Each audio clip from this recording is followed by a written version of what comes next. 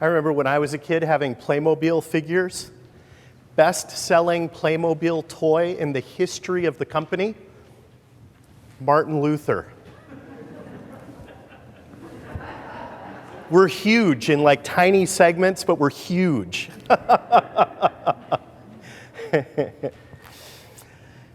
As we look at any number of things as we get into Reformation, there are a lot of things that come to mind that are every year we remember them.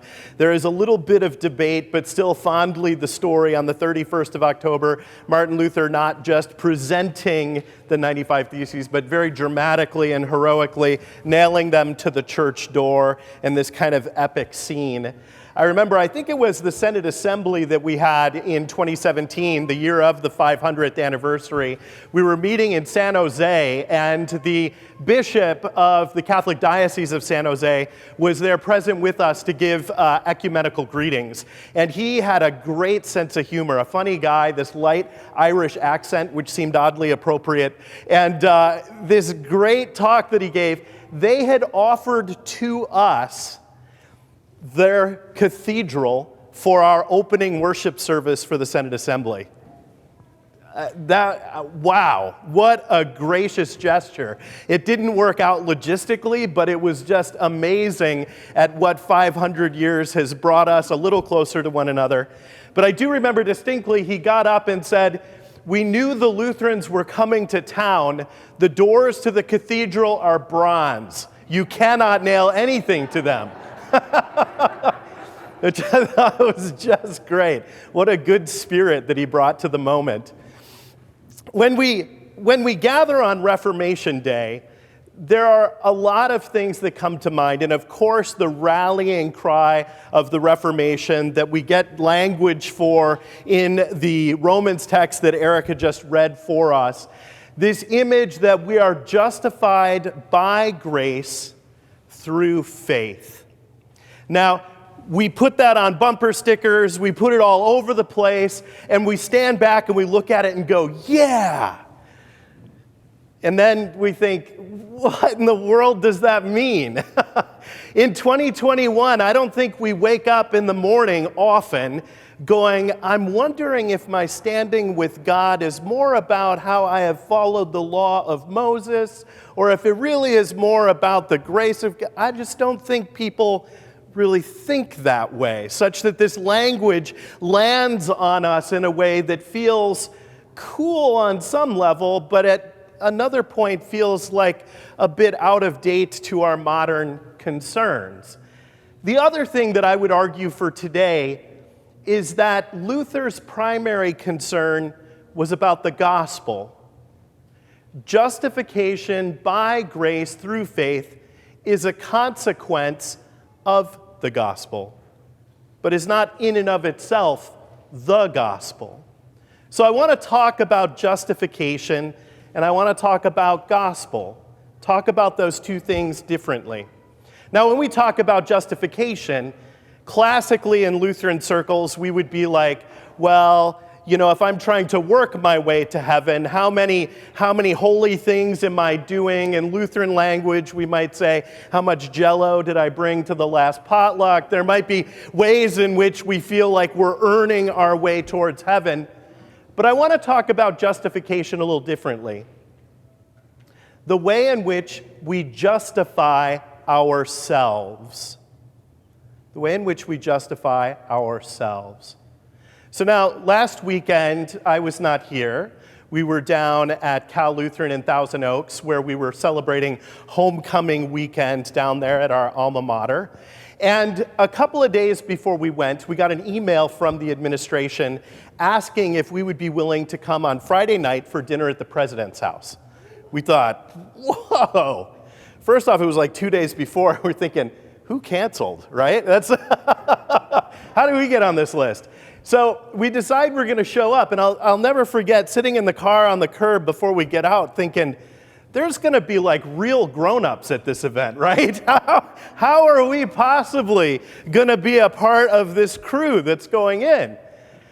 But it just struck me what is my justification for being there, right? If somebody had certainly Lutherans wouldn't do this, this would be way too forward and rude, but if somebody were to say, why are you here? We might give answers to that kind of question, right? It's never a question, or rarely a question, that is asked directly. But we hear that question every single day. Why are you here? Maybe it's at work. Maybe you just got a promotion. Why are you here? Maybe it's homecoming, and you got elected to homecoming court. Why are you here? Why are you here? That's a question that we hear at school, at work, in our family, everywhere. Are we good looking enough? Have I worked hard enough? There is a whole list of things that we work on hours a day to justify the space that we are taking up in the world and in any given social or community space. We are justifying ourselves. And do you notice how that justification is almost universally a list of things to do? I need to eat differently. I need to exercise. Those are good for health, but they also help with how I look and how I move in society. If I do more homework, that's going to get me into the school I need to get into to do this. If I work an extra few hours a week at work, that will gain me notice by my boss so that I might ... There's a list. All of us can make this list. Why my offer for that house should be accepted and not somebody else's. It's a list, and it's a list of work. Work, work, work. My place in this world, my relative place to my neighbors, and my self-justification for the space that I take up in this universe is justification. We justify ourselves through work. Does that leave us feeling warm and loved? Or does that leave us at the end of the day exhausted? I think we know the answer to that, right? When we think about the Reformation promise, we understand that we are justified by grace, not our cleverness, not our hard work, none of those things, but by grace, by a free gift. Now, that's not always easy for us to hang on to. You can see it in people. You can see it in people who very clearly live in an understanding that they are justified by grace. Almost any toddler you bump into clearly is not sweating in any context whether or not they should be there or not, or whether they're justified in being in that space. And there's a freedom to that we love to watch. It brings a sense of joy when we see it, doesn't it? We see that and it's just like, wow, that sense of freedom. I think maybe the joy is because we don't perhaps experience that ourselves. Every once in a while, we run into adults who live this way.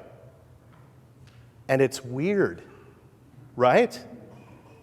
It's weird. It's kind of unnerving when we run into people who clearly don't know the rules of how this world is supposed to work and how we're supposed to justify how we're supposed to be in that space.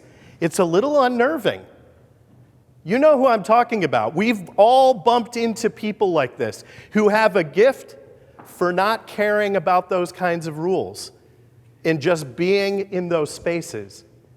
And do you notice how often they are separated socially from the rest of us? What does it mean to live a life of grace, knowing that we are justified by grace, not all of the works that we do to justify ourselves? I'm going to park that over here. When we talk about the Reformation, we immediately run to Romans, which is kind of an interesting Sunday where the second reading actually is kind of the main text for the day. That doesn't happen too often. This sense of grace that we're talking about is an extension of what Luther would say is the gospel.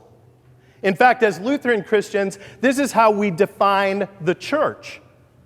The church isn't the church because it's got a sign out front that says church. It's not the church because it's got the right bishop, or it has the right liturgy, or it has the right this or that. Luther said that it is the place where the sacraments are administered rightly, and the gospel is preached in its purity. So what is the gospel? Is the gospel that we are justified by grace through faith? The answer is no. That is not the gospel. That is not the gospel. That's an extension of the gospel. That's a consequence of the gospel. It comes because of the gospel. The gospel is that Christ is risen. Period. That is the gospel. That is the whole piece of it. Christ is risen. Because of that good news, we have freedom to move in this world in ways that are free from this world's understandings of how we are to work towards our own justification, to justify our own existence in creation. Because Christ has been raised from the dead, death no longer has the last word. Or to say it differently in a way that's maybe more practical for the way in which we live our lives today, that we don't have to live our lives solely for the purpose of preserving them. We don't need to live our lives solely for the purpose of preserving them. It allows us then in grace to not live lives that are all just about us, that allow us to put our neighbor first. And I would argue that in our current moment in history, in politics, in global relations, in economics, be it social networks at school or work or wherever the case might be, I am hard-pressed to think that the world would not be better off if we shifted more towards being oriented towards our neighbor first and ourselves last.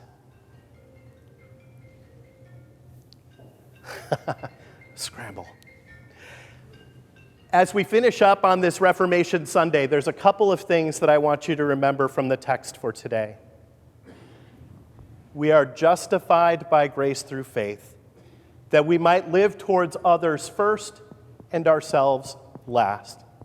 And that all of this comes because Christ is risen. Amen.